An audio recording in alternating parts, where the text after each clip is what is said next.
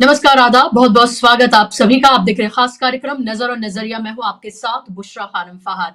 दिल्ली के रण में राहुल गांधी की एंट्री होने जा रही है। पहली बड़ी रैली अगर किसी की हो रही है तो वो है राहुल गांधी। और राहुल गांधी ने चुना है उत्तर पूर्वी दिल्ली के सीलमपुर को, और सीलमपुर से वो आज हुंकार भरेंगे और दिल्ली के चुनाव का एक तरह से कह सकते हैं कि कांग्रेस की तरफ से किसी बड़े चेहरे के उतरने का आगाज आज होने जा रहा है। लेकिन सवाल ये उठ रहा है कि राहुल गांधी के आने से दिल्ली का चुनाव कितना बदलने जा रहा है। और इसीलिए हमने सवाल पूछा है कि जो राहुल गांधी की जो साइलेंट रणनीति थी, जिसका उस तरह से प्रचार प्रसार नहीं हुआ, क्या उसका फायदा दिल्ली के चुनाव में उनको होने जा रहा है। इसके कुछ एग्जाम्पल्स, कुछ सैंपल्स मैं आपके सामने रखने जा रही हूं। आपको ये पता ही है कि राहुल गांधी ने भारत जोड़ो यात्रा निकाली, उसके बाद न्याय यात्रा निकाली, लेकिन वो यात्रा उनकी लगातार जारी है। लगातार आम जनता से उनका संवाद जारी है।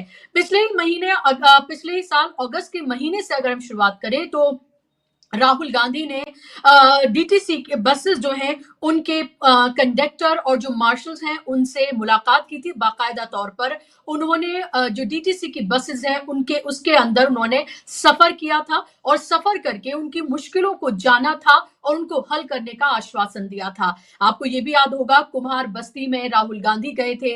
2 घंटे लगभग वो वहां पर उन्होंने गुजारे, लोगों से वहां पर बात की, जो उस काम में लगे हुए हैं, जो मिट्टी के बर्तन बनाते हैं, उनकी समस्याओं को सुना और ये भी सामने रखा कि कैसे ये जो हाथ का हुनर है वो कैसे देश से बाहर जाए और किन किन समस्याओं का उनको सामना करना पड़ता है, ये सब उन्होंने जाना था। इसके अलावा आपको याद होगा कि कैसे लोको पायलट से उन्होंने मुलाकात की थी। राहुल गांधी ने कुलियों से मुलाकात की थी। राहुल गांधी अलग अलग बाजारों में दिल्ली के जाकर दिल्ली के लोगों से उन्होंने मुलाकात की थी, व्यापारियों से उन्होंने मुलाकात की थी। अभी हाल ही में 2 या 3 दिन पहले की बात है कि एक आइसक्रीम शॉप पे वहां पर गए थे और वहां पर जो स्टार्टअप्स हैं उनको लेकर उन्होंने बात की थी कि कैसे बड़े बड़े व्यापारियों को तो लोन मिल जाते हैं, लेकिन छोटे जो व्यापारी हैं उनको बैंक से लोन मिलने में कितनी परेशानियों, किस किस तरह की परेशानी का सामना करना पड़ता है।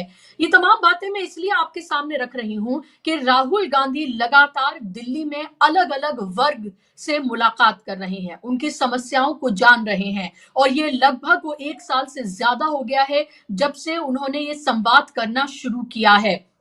और क्या ये राहुल गांधी की दिल्ली को लेकर रणनीति थी? क्या इसका फायदा आने वाले चुनाव में राहुल गांधी और कांग्रेस को होने जा रहा है? क्योंकि दिल्ली कांग्रेस की मानी जाती थी। 15 साल शीला दीक्षित ने यहाँ पर मुख्यमंत्री के तौर पर राज किया और ये कहा जाता है कि जितनी भी डेवलप्ड दिल्ली अभी हम देख रहे हैं, बारापुला से लेकर, सड़कों से लेकर, बड़ी बड़ी इमारतों से लेकर, कई लगभग कांग्रेस की तरफ से दावा किया गया कि 17 हॉस्पिटल जो हैं वो शीला दीक्षित के कार्यकाल में बने। इस तरह की तमाम वो योजनाएं हैं जो शीला दीक्षित अपने कार्यकाल में लेकर आई। अभी भी लोग उस काम को शीला दीक्षित के याद रखते हैं। तो आज जब राहुल गांधी सीलमपुर से इस चुनावी अभियान की अपनी शुरुआत करने जा रहे हैं, चुनावी रण में कूदने के लिए जा रहे हैं, तो सवाल ये भी उठता है, क्योंकि इसको नारा दिया गया है जय भीम, जय संविधान, जय बापू के बैनर तले ये जो आज की रैली है वो होने जा रही है। बताया ये भी जा रहा है कि आगे राहुल गांधी, प्रियंका गांधी, मल्लिकार्जुन खड़गे और जो तमाम स्टार प्रचारक हैं उनकी रैलियां और रोड शो दिल्ली के अलग अलग इलाकों में होने जा रहे हैं।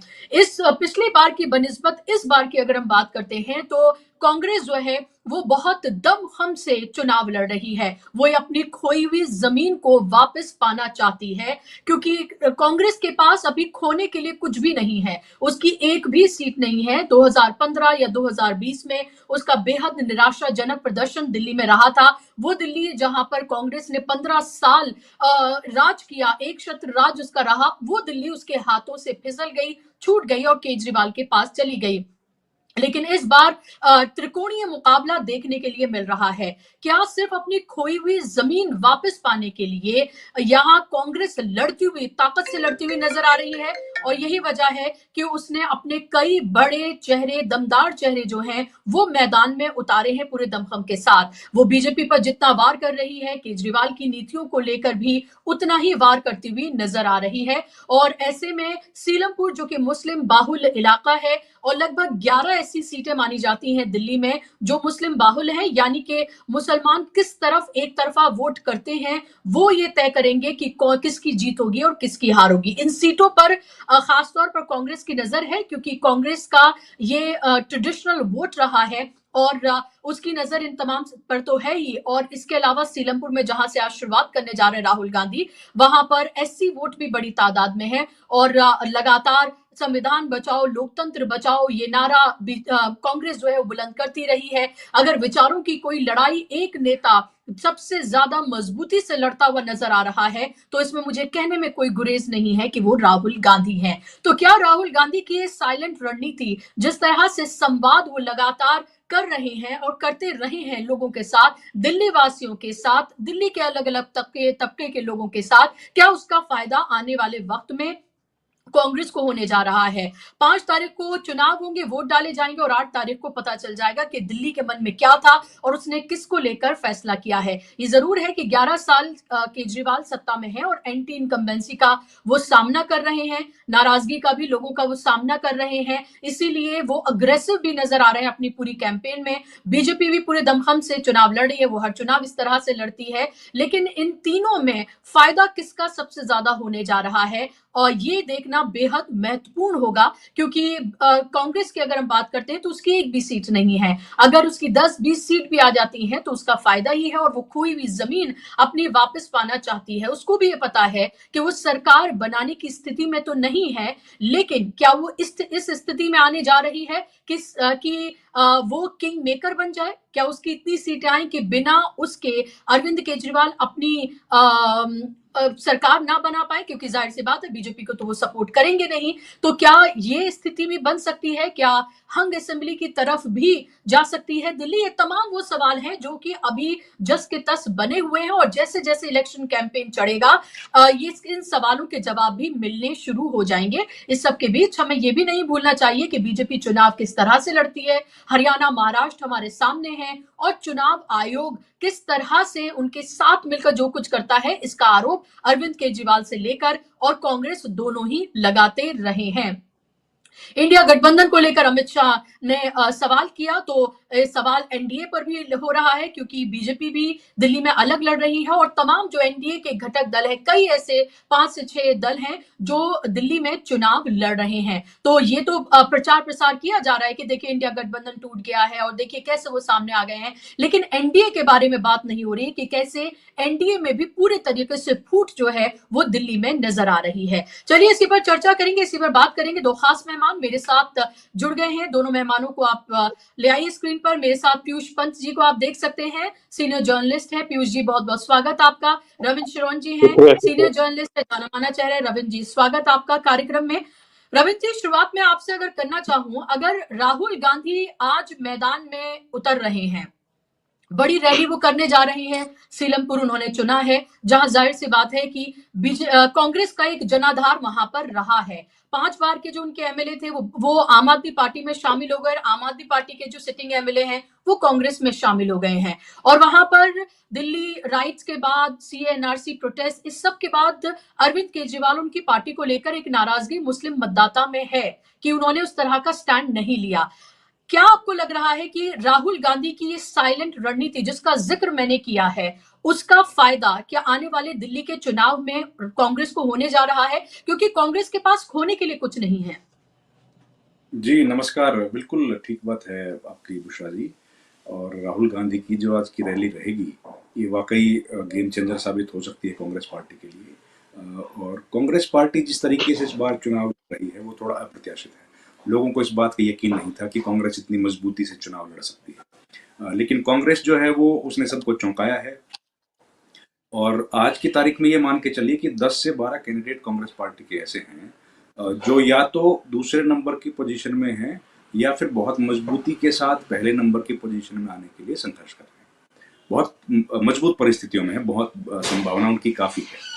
और ऐसी स्थिति होने की उम्मीद शायद इस चुनाव की शुरुआत होने से पहले लोगों को नहीं रही होगी, लेकिन जिस तरीके से कांग्रेस पार्टी ने अपना गेन किया है, और खासतौर पर दो विधानसभा चुनाव जब कांग्रेस पार्टी जीतते जीतते हार गई, जो चुनाव उनकी झोली में थे उनको भी उन्होंने बीजेपी को सौंप दिया था, उसके बाद ये बात का यकीन करना मुश्किल था कि दिल्ली जैसे प्रदेश में, जहां कांग्रेस पार्टी के पास कोई बहुत बड़ा सीनियर लीडरशिप नहीं है, कोई नेतृत्व ऐसा नहीं है, बल्कि अरविंदर सिंह लवली जो अध्यक्ष थे वो तो छोड़ के चले गए, वैसी स्थिति में जब कार्यकर्ताओं का मनोबल काफी निचले पायदान पर है, ऐसी स्थिति में भी कांग्रेस पार्टी इतनी मजबूती से चुनाव लड़ पाएगी, ये बड़ा संभावना कम लग रही थी। लेकिन अब काफी बदलाव हुआ है, लोगों ने कांग्रेस पार्टी को सीरियसली लेना शुरू किया है, और राहुल गांधी की रैली होगी, उसके बाद तमाम जो बड़े लीडर्स हैं उनकी रैली होगी, तो उसका निश्चित तौर पर असर पड़ेगा।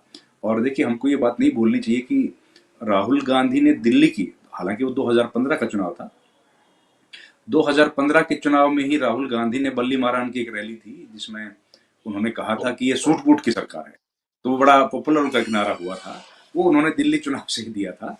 तो चाहे कांग्रेस पार्टी की सीट ना आई हो उस चुनाव में, लेकिन एक पॉपुलर सेंटिमेंट को उन्होंने जाहिर किया था स्टेज से, तो इसलिए ये इम्पोर्टेंट है। और राहुल गांधी अब जिस तरह का लीडर हैं, नेता प्रतिपक्ष हैं, तो उनकी बात की तवज्जो ज्यादा है, उनकी बात की अहमियत बहुत है।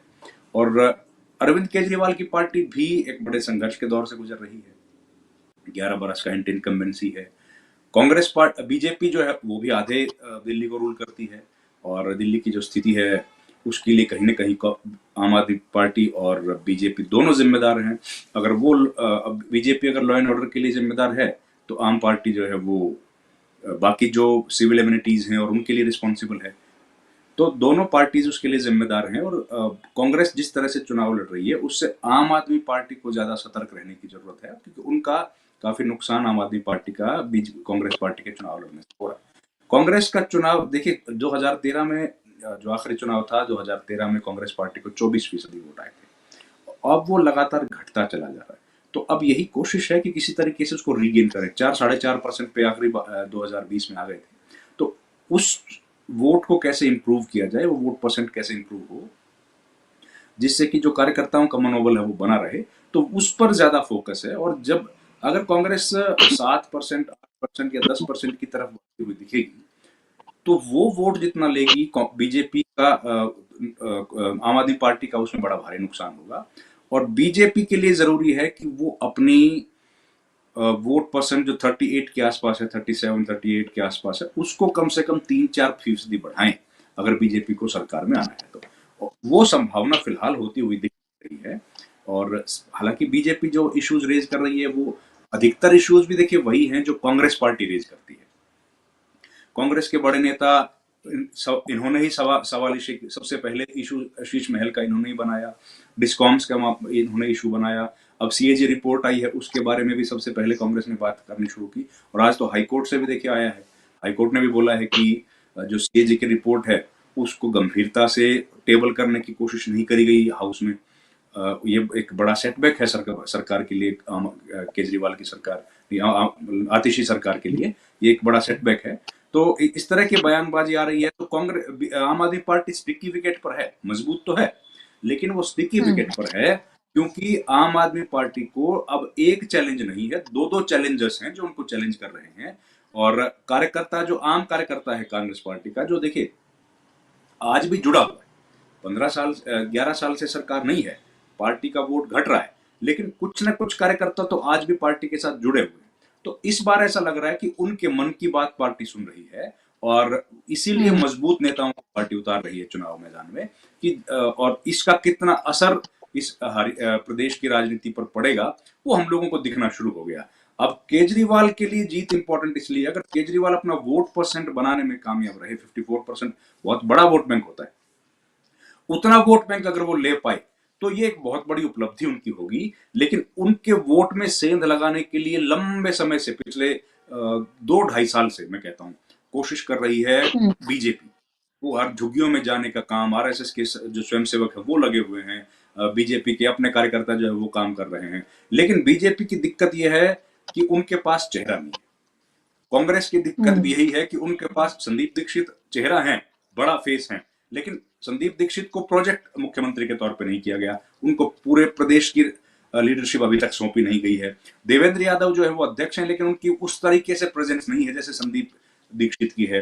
तो ये थोड़ा सा दिक्कतें सामना करना पड़ रहा है। अब राहुल गांधी आज जब यहाँ से रैली की शुरुआत करेंगे, तब हम लोगों को इस बात का और अच्छे से एहसास होगा कि उनकी जो टोन है वो क्या रहेगी और किस नेता को वो कितने तवज्जो आज की रैली में दे रहे हैं। जी बुशरा जी। जी, बिल्कुल। ज़ाहिर सी बात है और आज ये देखना बेहद महत्वपूर्ण तो होगा ही कि राहुल गांधी मंच से जब बोलेंगे तो वो भारतीय जनता पार्टी की नीतियों पर और नरेंद्र मोदी, अमित शाह इन सब को लेकर वो ज़्यादा वार करते हैं या फिर दिल्ली का चुनाव है, अरविंद केजरीवाल को लेकर वो वार करते हैं, जैसे तमाम उनके राज्य के नेता जो हैं, वो करते हुए नज़र आ रहे हैं। ये देखना होगा क्योंकि लगातार ये कहा जाता रहा कि नेशनल लीडरशिप जो है और जो स्टेट लीडरशिप है उसमें कहीं न कहीं इसको लेकर एक तरह का विरोधाभास था कि चुनाव साथ में लड़ा जाए या अलग-अलग लड़ा जाए। क्योंकि जब आप चुनावी मैदान में होंगे तो ज़ाहिर-सी बात है जो सत्ता में है, आपको उनकी खामियों के बारे में बताना ही होगा।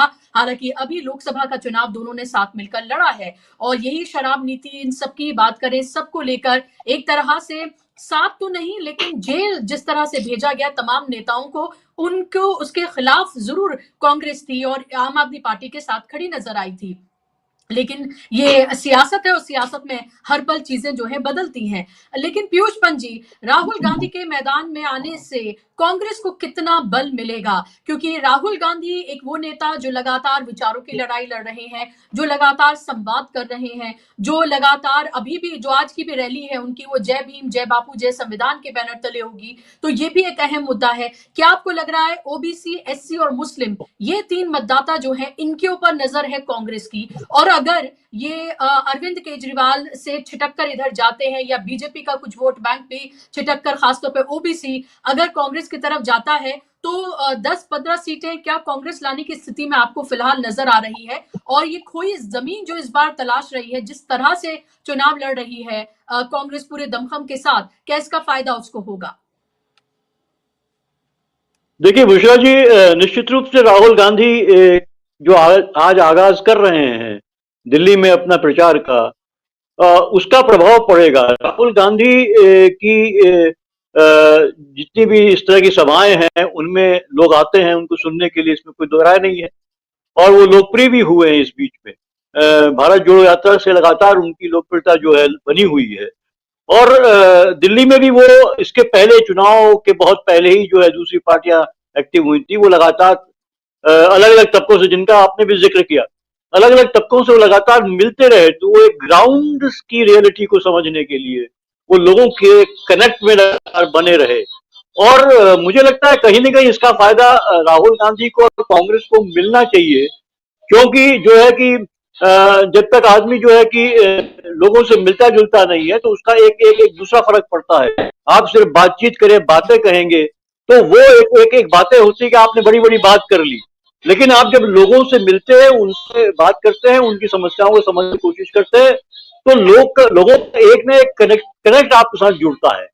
हो सकता है कि आपको लगे कि बहुत जल्दी वो वोट में कन्वर्ट नहीं हो रहा है, लेकिन एक एनुअल प्रोसेस होता है। मेरा ये मानना है कि वो धीरे धीरे वो एक परकुलेट डाउन जिसको कहते हैं, वो थ्योरी अगर यहाँ पे हम लागू करें, डेवलपमेंट में तो उतनी सब सही नहीं है परकुलेट डाउन वाली थ्योरी, लेकिन ह्यूमन रिलेशनशिप में ये परकुलेट डाउन करती है। आप जैसे जैसे जो है कि लोगों से मिलते हैं, जुलते हैं, उनके दुख दर्द को सुनते हैं, तो एक तादाद में बैठता है आपके साथ। और वो लॉन्ग टर्म में मुझे लगता है इसका फायदा कांग्रेस को निश्चित रूप से मिलने जा रहा है। फिलहाल जो है राहुल गांधी क्या इश्यूज को एड्रेस करते हैं ये देखने वाली बात होगी।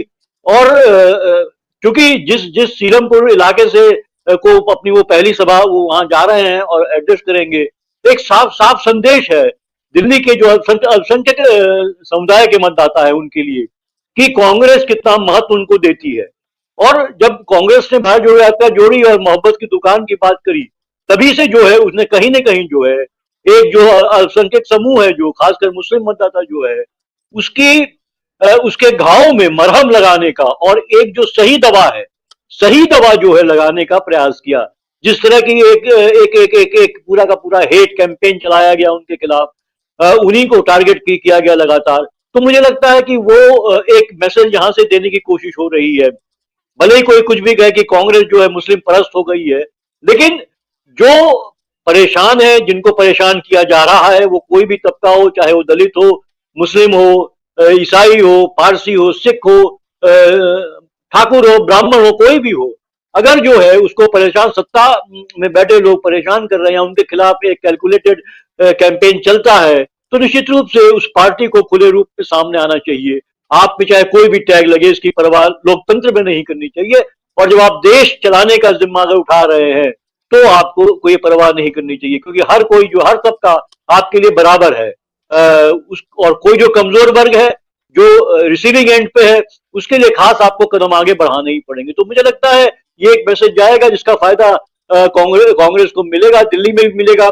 हमने लोकसभा चुनाव में भी देखा था, दलित और ये जो जो जय भीम और जय संविधान और जय गांधी, ये एक डेडली कॉम्बिनेशन मैं मानता हूं। अगर ये जो है कि कहीं ना कहीं जो है ये कम्युनिकेट हो गया इन तबकों में, तो निश्चित रूप से कांग्रेस के लिए एक उम्मीद देखी जा सकती है दिल्ली में भी। क्योंकि हमने लोकसभा चुनाव में देखा था, यही था, लोग, जो दलित समुदाय था, जो पिछड़ा समुदाय था, जो संविधान का मसला था, जो कहीं ना कहीं घर घर इस समुदाय के भीतर चला गया, और बीच में ऐसा लगा कि शायद वो चीज डाइल्यूट हो रही है, लेकिन नहीं, वो उनके दिमाग में है। और सवाल ये कि कांग्रेस सिर्फ राहुल गांधी के कहने पे ही नहीं निर्भर करके, अगर कांग्रेस जो है उसकी स्थानीय लीडरशिप जो है इन कॉन्स्टिट्यूएंसीज में, जो दलित और अल्पसंख्यक समुदाय के जो बहुल इलाके हैं, उनके यहाँ जाके जो है, जो इनके नेता, जो प्रत्याशी बनाए गए हैं, वो जाके लगातार एक संवाद करते हैं, ये समझाते हैं कि क्या खतरे हैं, और जो राहुल गांधी जिन बात कर रहे हैं, जिनकी, वो आपके आगे के जीवन के लिए और इस देश के लिए, देश है तो आप हैं, संविधान है तो आप बचे रहेंगे, आपके अधिकार बचे रहेंगे। और किस तरह, चाहे आम आदमी पार्टी हो, जिस तरह से वो जो है कि साधु समाज के साथ बैठ के आम आदमी पार्टी जो है वो जो जो जो अपने को दिखा रही है, और जिस तरह की बातें वो कर रही है, हमेशा धार्मिक, वो भी कोई बातें करने में पीछे नहीं रहती है। तो ये तमाम चीजें, वो कम सांप्रदायिक नहीं मुझे दिखाई देती है वो। तो ये बातें कांग्रेस पार्टी को, उनके संगठन को, प्रत्याशियों को, लोगों से लगातार बैठके करके, बातचीत करके, घर घर जाके, जितने भी दिन बचे हैं, कहना पड़ेगा। क्योंकि सिर्फ राहुल गांधी का कह देना, या उनका ये आक्रमण कर देना, या उनको दलितों की बात करना, या उनकी जो है कि पिछड़ों की बात करना, या उनकी जो है कि मुसलमानों की बात करना, उससे चलेगा नहीं। जब तक आप लोगों से संवाद, उनको कन्विंस नहीं करेंगे, देखिए, कन्विंस नहीं करेंगे, तब तक वो बूथ पे आएंगे नहीं।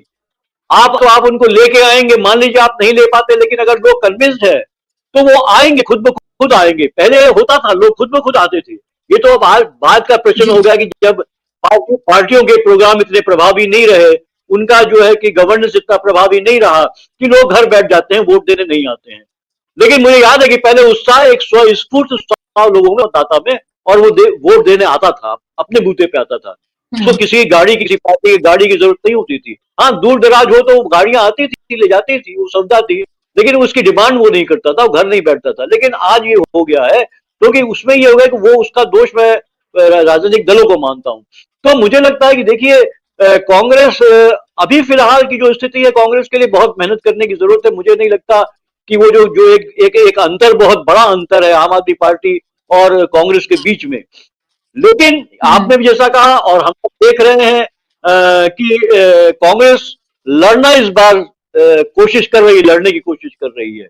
और यही मुद्दे अगर वो उठाती है, देखिए बाकी क्या हो रहा है, भाजपा हो या आम आदमी पार्टी हो, वो लगातार एक दूसरे पे जो है आरोप प्रत्यारोप कर रहे हैं, ऐसे मुद्दे उठा रहे हैं जो लगातार उनके हाथ से फिसलते चले जा रहे हैं, और वो दोनों ही उसमें एक्सपोज हो रहे हैं। तो कांग्रेस वहीं पे, जो अब तक का जो कांग्रेस का कैंपेन रहा है, वो मुद्दों के ऊपर रहा है, वो उस पर आधारित रहा है, वो जो संवैधानिक अधिकार हैं उस पर रहा है, जो देश का एक, जो लोगों को बांटने की बात चल रही है, जो लोगों में एक जो है विषमता पैदा की जा रही है, लोगों में, लोगों के अंदर वैबनेस पैदा किया जा रहा है, उसमें चल रहा है।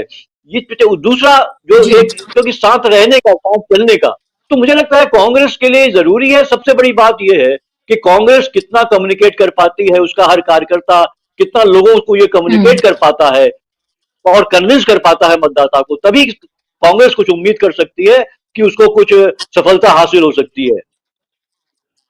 जी, बिल्कुल। और हमने देखा था कि देवेंद्र यादव जो है, उन्होंने यात्रा भी निकाली थी दिल्ली में, और काफी लंबी उनकी यात्रा थी, जहां पर उन्होंने लोगों से संवाद किया था और भारत जोड़ो की तर्ज पे ही ये यात्रा थी दिल्ली की। तो वो कोशिश एक उनकी तरफ से की गई जैसे ही उनको अध्यक्ष बनाया गया था।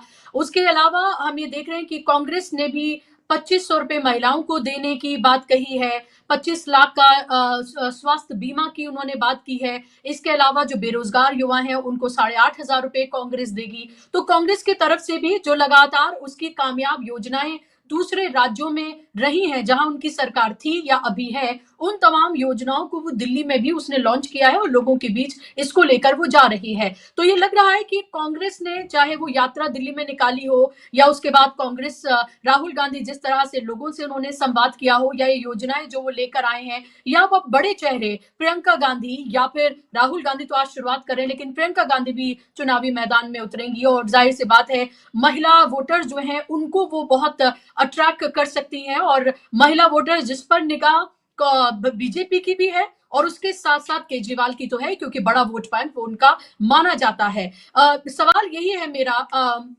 आपसे रविंद्र जी, कि क्या आपको लग रहा है कि अगर किंग नहीं बन सकती तो क्या किंग मेकर की भूमिका में कांग्रेस आ सकती है?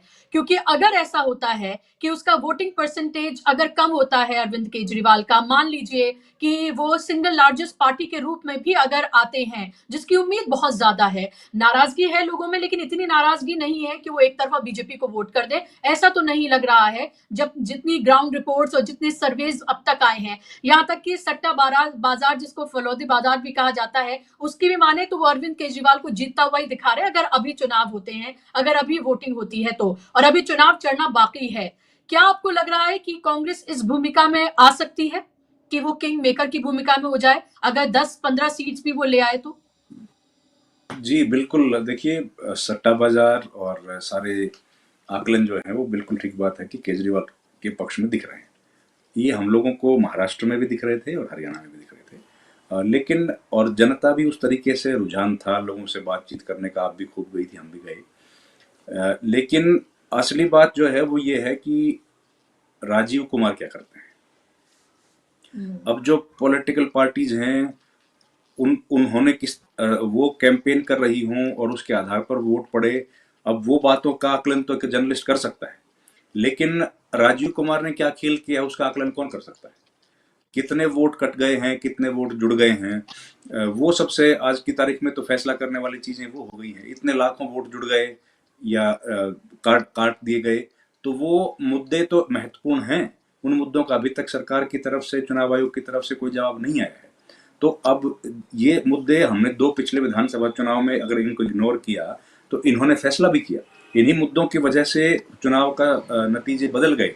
तो इलेक्शन प्रोसेस जो है उसकी निष्पक्षता पर लगातार शक सब लोगों को बना हुआ है और उसकी क्लैरिटी अभी तक चुनाव आयोग नहीं दे पाया है। तो ये एक बहुत ही ज्यादा इंपॉर्टेंट है। माहौल बिल्कुल ठीक बात है आपकी, जो दिख रहा है जमीन पर वो केजरीवाल के पक्ष में दिख रहा है और कांग्रेस पार्टी मजबूती से उभरती हुई दिख रही है। और बीजेपी भी कोई बहुत ज्यादा लूज कर रही है ऐसा नहीं है, बीजेपी अपनी स्थिति को मेंटेन करने में कामयाब होती दिख भी रही है। अब अगर स्थिति आप जैसे कहा कि 2013 की तरह आ गई कि हंग असेंबली अगर आ गई, तो भी देखिए हंग असेंबली में पिछली बार भी वही हुआ था कि कांग्रेस पार्टी ने सपोर्ट किया था केजरीवाल को।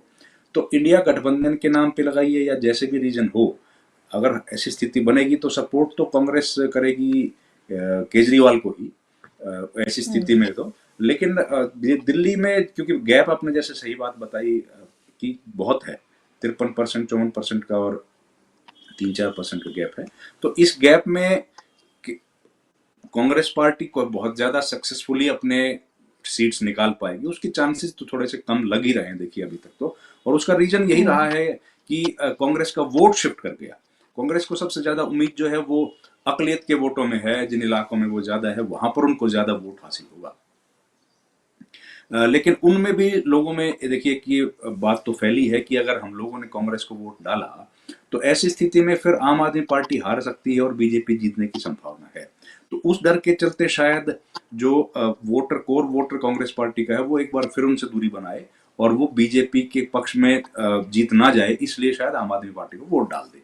तो इसलिए कांग्रेस के चांसेस, माहौल अच्छा है, लोग हो सकता है वोट परसेंट कुछ बढ़ भी जाए, लेकिन मुझे लगता है कि वो थर्ड पार्टी ही बनी रहेगी और किंग मेकर की भूमिका में आने के चांसेस मुझे थोड़े से कम लग रहे हैं। अगर ऐसी स्थिति उत्पन्न हुई तो फिर उनके पास, बीजेपी के पास जाने का तो ऑप्शन है नहीं, उनको जाना पड़ेगा कांग्रेस आम आदमी के साथ ही। तो ऐसी स्थिति में भी केजरीवाल को बेनिफिट ही होगा और मजबूती केजरीवाल के साथ ही हो सकती है उनकी, क्योंकि जिस तरह का विचारधारा क्या है, क्या तो रविंद्र, दो आपको ये भी लग विचारधारा। रहा है कि ये जो क्या लास्ट मोमेंट पे लोग डिसाइड करेंगे? क्योंकि आपने देखा होगा हरियाणा के चुनाव में भी जो लोग थोड़ा सा साइलेंट थे, कंफ्यूज थे, उनको ये था कि लास्ट मोमेंट तक उन्होंने वेट एंड वॉच किया। ऐसी परिस्थितियां हमने बहुत सारे चुनाव में देखी है जहां पर आखिरी वक्त में लोग तय करते हैं और अब एक तरह से बहुत वोट बढ़ता नहीं, डिसाइसिव वोट किया जाता है। भले ही बीजेपी ये खेल करती है कि अब 5 कोणीय 6 कोणीय मुकाबला वो करवाती है, जिसका सीधा फायदा उसको होता है। वो यहां पर भी इस तरह की कोशिश करेगी कि छोटी छोटी पार्टियों को ही वो खड़ा करे और उससे ताकि उसका फायदा हो। लेकिन खास तौर पर मुस्लिम मतदाता जिसको लेकर एक डर की राजनीति हो रही है, क्या आपको लगता है वो आखिरी वक्त में कौन जिताऊ है, इस पर वो जाएगी रादर देन कि किस पार्टी की तरफ उसका झुकाव है? देखिए बुशरा जी, अगर हम लोग अकलियत की बात करें, मुस्लिम समाज की बात करें, तो उन्होंने कई इलेक्शंस को देखने के बाद ये डिसाइड किया है कि अगर हमको वाकई में चुनाव बीजेपी को हराना है तो उस व्यक्ति के साथ जाना पड़ेगा जो बीजेपी को हराने में कामयाब हो सकता है, चाहे वो किसी भी पार्टी का व्यक्ति हो। और ये हमने देखा, देखिए 2014 के चुनाव में, उसके बाद 2017 में जो यूपी का चुनाव हुआ, उसके बाद फिर 2019 में भी देखा, उसके बाद 22 में भी देखा, बार बार वोट इनका जो है बढ़ता रहा। लेकिन 24 में पहली बार एक मुश्त वोट उन्होंने डाला और इंडिया गठबंधन भी एक बन करके आया। तो उससे एक बात स्पष्ट हो गई कि अगर वोट डालना है और इकट्ठा वोट डालना है तभी बीजेपी को हराने में कामयाबी होगी। और देखिए इस बार बीएसपी को लोगों ने वोट नहीं दिया, हालांकि बीएसपी ने कई मुस्लिम प्रत्याशी दिए, लेकिन लोगों ने अपना वोट उनको नहीं दिया। तो ये कई एक दशक या कई इलेक्शंस में हारने के बाद लोगों को अब टेक्टिकल वोटिंग की अंडरस्टैंडिंग हो गई है। तो ऐसे में ये बात क्लियर है कि लोग चाहे आज डिसाइड करें या इलेक्शन से एक दिन पहले डिसाइड करें, लेकिन उनका जो मूल भावना है वो यही रहेगी कि बीजेपी के खिलाफ अगर वोट डालना है तो उसी व्यक्ति को डालें जो जीतने की संभावना रखता हो। और जीतने की संभावना जो आज की तारीख में है वो आम आदमी पार्टी की कांग्रेस पार्टी के मुकाबले में ज्यादा तो दिख रही है। तो ऐसी स्थिति में उनका वोट भी उधर ही जाने की संभावना ज्यादा है। कांग्रेस पार्टी का माहौल अच्छा है, वो हम लोग बार बार कह रहे हैं, लेकिन आखिरी में वोट उन्हीं को जाएगा, इसकी संभावना थोड़ी सी कम है। क्योंकि कांग्रेस, देखिए ये तो सब मानने को तैयार है कि कांग्रेस पार्टी तो बीजेपी को नहीं हरा सकती दिल्ली में। दिल्ली में तो केजरीवाल ही हरा सकते हैं। तो ऐसी स्थिति में उनको भी इस बात का एहसास है कि अगर एक स्टेट और बढ़ जाएगा तो उनके लिए जो तकलीफें हैं, वो समस्याएं हैं, वो बढ़ सकती है। तो ऐसे में केजरीवाल को सपोर्ट करने से बीजेपी को रोकना तो आसान उनके लिए होगा। और कांग्रेस पार्टी को लोकसभा के चुनाव में वोट वो देते रहे हैं। जब भी नेशनल इश्यूज की बात आती है तो वो लोग कांग्रेस पार्टी के समर्थन में रहते हैं। और अब तो पूरे देश में धीरे धीरे ये ट्रेंड बन ही रहा है। लोकसभा चुनाव में तो जो आमने सामने का चुनाव है वो और ज्यादा ध्रुवीकरण उसमें हो गया है। अब इंडिया गठबंधन के बनने से ये लाभ तो हुआ है कि वोट छिटकता नहीं है, वोट डिवाइड जो है ना वो होना थोड़ा सा कम हो गया। जैसे ही वोट का डिवीजन कम हुआ तो देखिए हमने देखा बीजेपी की पार्टी की स्थिति कैसी हो गई है। तो वैसे ही जैसे जैसे वोट का डिवीजन घटेगा वैसे वैसे बीजेपी कमजोर पड़ी जाएगी। क्योंकि देखिए बीजेपी को वोट तो उतना ही आ रहा है, बीजेपी 38% 39% से ऊपर नहीं जा पा रही है, चाहे वो सीटें कितने भी 300 भी जीत के आ गई, 39-38 से ऊपर जा नहीं पा रहे हैं। इस बार तो और घट गई, उनका वोट परसेंटेज वही है। और उनके खिलाफ अगर आप देखेंगे तो 62% वोट पड़ रहा है। लेकिन वो 62% 60% वोट बंट जाता है, वो बटा हुआ वोट ही बीजेपी को जिताता है। अगर वो वोट एक मुश्त पड़ गया तो बीजेपी चुनाव नहीं जीत पाएगी, एनडीए गठबंधन भी चुनाव जीत पाने में कामयाब नहीं होगा। और यही है, इसी की समझ अब धीरे धीरे लोगों में डेवलप हो रही है। और इसीलिए शायद टैक्टिकल वोटिंग अब हो रही है और लोग जो है वो उस पार्टी, उसी कैंडिडेट को वोट दे रहे हैं, चाहे वो किसी भी पार्टी का हो, जो बीजेपी को हराने में कामयाब हो। तो इनकी मुझे लगता है यहाँ पर भी स्थिति वही रहने वाली है कमोबेश। और मुख्य मुकाबला आम आदमी पार्टी और बीजेपी के बीच ही है। थोड़ी बहुत सीटों पर जो कैंडिडेट खुद स्ट्रांग है वो कितना वोट हासिल कांग्रेस का करेंगे, ये देखने वाली बात होगी। अगर फिर भी कांग्रेस पार्टी मजबूत रही और कुछ एमएलए उनके जीत गए तो आम आदमी पार्टी को जरूरत पड़ी तो निश्चित तौर पे मेरा विचार तो यही है कि वो लोग फिर सपोर्ट करेंगे केजरीवाल की पार्टी को। जी जी बिल्कुल, लग तो यही रहा है। और इस चुनाव में एआईएमएम की भी दिल्ली में एंट्री हुई है और पॉलिटिकल प्रिजनर्स जो दिल्ली राइट्स में रहे CNRC प्रोटेस्ट के बाद उनमें से कई को टिकट दिया है AIMM ने और एक इमोशनल कार्ड खेलने की कोशिश की है।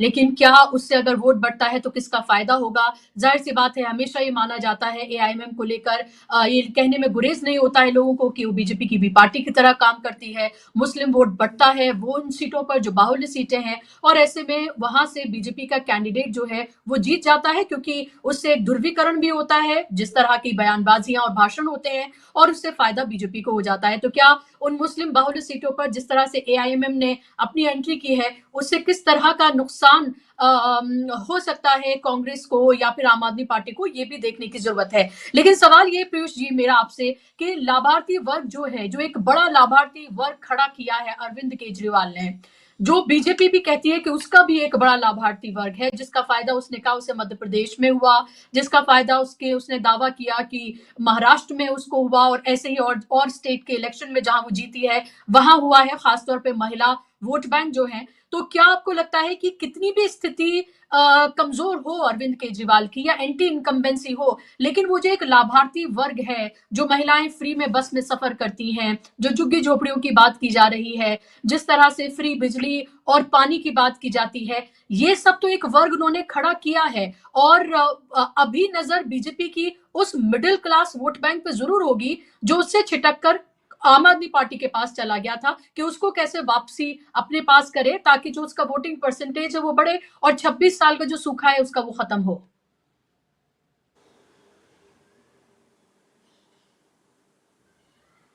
जो वर्ग है या हेलो जी आ रही है, आपकी आवाज आ रही है जी जी जी जी आ रही है। तो विशा जी, ये जो आपने जिसका जिक्र किया लाभार्थी, मुझे लगता है कि जो डिसाइडिंग फैक्टर या कहे कि जो बहुत बड़ा फैक्टर है आम आदमी पार्टी को जीत दिलाने में, हालांकि उनको 67 सीटें और फिर 62 सीटें मिली है, तो इससे ये लगता है कि काफी पैन दिल्ली जो है उनको वोट पड़े और सभी लोगों ने उनको वोट दिए। लेकिन एक बहुत बड़ा हिस्सा जो इसका रहा है, खासकर 2020 के चुनाव में, जो है लाभार्थी वर्ग है और वो हर क्लास का है को बिलोंग करता है, जो गरीब है, जो डेली वेज अर्नर है, जो कामगार है, जो महिलाएं हैं जो दूर दूर जाती हैं, काम पे निकलती हैं, बस पे फ्री राइड उनके लिए जिस तरह से दी गई है, वो तमाम ये है। और ये स्ट्रांगली जो है अभी भी आज के दिन भी जो है कि उनके साथ है, और ये अरविंद केजरीवाल भी जानते हैं। लेकिन इसके इतर जो वर्ग है, जो मिडिल क्लास जिसको हम कहते हैं, और जो उनके एक उनकी छवि थी, उनकी ईमानदारी और उनका जो है कि एक कमिटमेंट, जो जिस तरह वो अपनी बातों में कहते थे, दिखाते थे, तो वो उसमें जो फर्क आया है उनका, और लगातार जो है उनकी छवि को डेंट हुई है। और जिस तरह से वो अपने को पेश करते रहे हैं लगातार, उससे कहीं ना कहीं इस तबके में जो है एक असंतोष पैदा हुआ है, एक मायूसी पैदा हुई है, और वो बेजार हुआ है अरविंद केजरीवाल से, उनके उनके दोहरे चरित्र को लेके। तो वो मुझे लगता है वो इनसे छिटक सकता है, जिसकी चिंता अरविंद केजरीवाल को है, जिसको ये मानते हुए कि शायद ये बीजेपी का एक के पास चला जाएगा और एक हिंदुत्व का जो प्रभाव है इस क्लास में जो है, जबकि ऐसा जरूरी नहीं है कि हिंदुत्व का प्रभाव हो उनमें। बहुत से प्रोफेशनल लोग हैं, बहुत से ऐसे लोग हैं जो आम आदमी को प्रेफर करते थे, क्योंकि उनको भी लाभ मिलता है। अगर आपने 200 यूनिट ही बिजली खर्चा करी तो उसका आपको मुफ्त का बिजली आपको मिल रही थी। तो बहुत सा ऐसा क्लास जो कि जानबूझ के कम बिजली खर्चा करता है ताकि उसको मुफ्त बिजली मिलती रहे। तो ऐसा था, लेकिन वो उसमें से बहुत से ऐसे लोग हैं जो प्रोफेशनल थे, जो स्कूलों में थे, जो देखिए जो कुछ आप देख लीजिए। एक तो आप जो मार्शल्स हैं, उनमें बहुत सा वर्ग है जो असंतुष्ट हो गया है। मार्शल्स की नौकरियां चली गई बीच में, इल्जाम लगाया एलजी के ऊपर, लेकिन आम आदमी पार्टी ने क्या किया? कुछ नहीं किया। उनको रिहेबिलिटेशन करने के लिए ज्यादातर उसमें से आम आदमी पार्टी के समर्थक लोग थे, वही उसमें अपॉइंट किए गए थे। इसके अलावा आप देखिए, जब स्वाति मालीवाल को भेज दिया राज्यसभा, वो जो महिला आयोग है, वो उसमें कोई भी दूसरी महिला को आप जो है कि नहीं तैनात कर पाए बिल्कुल तरीके से। बाद में ये हुआ कि तमाम वो आयोग निष्क्रिय सा हो गया, और तमाम वहां पे जितने भी लोग काम कर रहे थे उसमें से 80% लोगों को नौकरी से बेदखल कर दिया गया। तो वो सारे लोग बहुत असंतुष्ट हैं। ये अरविंद केजरीवाल भी इस चीज को समझ रहे हैं, इसीलिए लगातार उन्होंने देखिए अपनी जो कोर उनकी जो बेनिफिट्स हैं, स्कीम्स हैं, उसके अलावा भी इस बार उन्होंने महिलाओं के लिए 21 का वादा लेके आए। उसके बाद जो है वो युवाओं के लिए ले आए, स्कॉलरशिप की बात करके ले आए वो। उसके बाद जो है कि वो सीनियर सिटीजन के लिए ले आए। फिर उनको लगा कि आप अभी भी शायद जमीन हम हासिल नहीं कर पा, कुछ खिसक रही है, तो वो जो है RWA के लिए सिक्योरिटी का मामला ले आए कि हम साहब जो है कि पैसा देंगे, जो भी आप आउटसोर्स करेंगे सिक्योरिटी के लिए, गार्ड्स के लिए। जबकि ये सरकार का काम नहीं होना चाहिए, ये RWA की जिम्मेदारी है। RWA जो वहां के रेजिडेंट से वो लेता है पैसा और वो ये करता है, इसका इंतजाम करता है, वो सिक्योरिटी उसकी होती है। लेकिन वहां भी वोट लेने के लिए इनको जो है कि इन्होंने ये स्कीम आप बीच में ले आए। तो मुझे लगता है कि कहीं ना कहीं अरविंद केजरीवाल ये समझ रहे हैं कि वो लाभार्थी, तो देखिए, और एक एक एक एक एक समय के बाद ये होता है कि आदमी जब उसको मिलने लगती है चीजें तो उसको लगता है कि इसके आगे क्या, वो एक असंतोष पैदा होता है। तो 10 साल उनका वो एक लाभार्थी रहा, उसमें से एक बड़ा तबका ठीक है वो उसको एक्सेप्ट कर रहा है कि भैया तुम दे रहे हो, ठीक है। अब इसके बाद हमारी सड़कें कहाँ हुई? आज तो गलियां हमारी खुद ही पड़ी हैं, पानी गंदा हमारा आ रहा है, हमें जो है कि बिजली थोड़ा भी आगे जा रही है, बढ़ जा रही यूनिट, तो लंबा बिल भेज दिया जा रहा है। क्योंकि ये शिकायत बहुत लोगों में है बुशा जी, और इसीलिए अरविंद केजरीवाल को कहना पड़ा कि हम आज सत्ता में आते हैं, वापस करते हैं, तो हम जो है जिसके भी बढ़े हुए बिल है सब माफ कर दिए जाएंगे। मतलब इसके पीछे क्या लॉजिक है? इसके मतलब आप एक करप्शन आपके यहाँ चल रहा है, गलत आप बिल बढ़ा के दे रहे थे, अब आप कह रहे कि माफ कर देंगे, आपको लगा कि अब तो ये खिसक जाएगा हमारे हाथ से। तो ये तमाम इस तरह की समस्याएं हैं। तो जो उनका एक वोट बैंक है वो खिसक रहा है, इसका अंदाजा जो है कि अरविंद केजरीवाल को भी है, आम आदमी पार्टी को भी है। इसीलिए उनको पता है कांग्रेस अगर जो है कि इंटेंसिवली कैंपेन करती है, चुनाव लड़ती है, तो उनका नुकसान होगा, हमारे वोट कांग्रेस तरफ जाएंगे। इसीलिए आपको याद होगा किस तरह से तुरंत उन्होंने जो है गुहार लगा दी, जो है इंडिया गठबंधन की गई, उससे जो है कांग्रेस को हटाया जाए उसके नेतृत्व से, जो है कि तमाम। तो इस तरह की चीजें जो वो लगातार कर रहे हैं, इस तरह से वो जो है कि RSS के जो प्रमुख है भागवत जी को उनसे गुहार लगा रहे हैं। मतलब तो उनको कहीं ना कहीं अपना आधार खिसकता हुआ दिख रहा है, इस पर कोई दो राय नहीं है। लेकिन फिर भी आज ये कहा जा सकता है रूप से कि वो इतने स्ट्रांगली बैठे हुए हैं, उनके पास इतना ज्यादा वोट बैंक है, 57% वो या 54% अब शायद इस बार था उनका 2020 में। तो वो इतना ज्यादा है, बाकी पार्टियों का इतनी पीछे है कि बड़ी मशक्कत करनी पड़ेगी, भारतीय जनता पार्टी को भी करनी पड़ेगी। इसीलिए हम देख रहे हैं कोई ठोस मुद्दा भारतीय जनता पार्टी भी लेके नहीं आ पा रही, सिर्फ और सिर्फ अरविंद केजरीवाल के खिलाफ आरोप लगा रही है, और जिसको कि अरविंद कि आम आदमी पार्टी या कहे अरविंद केजरीवाल पूरी तरह से रिवर्ट कर दे रहे हैं उस चीजों को। तो ये एक कश्मकश है, एक चुनौती है आम आदमी पार्टी के लिए भी, और इस बार उतना कंफर्टेबल उनके लिए नहीं है ये चुनाव।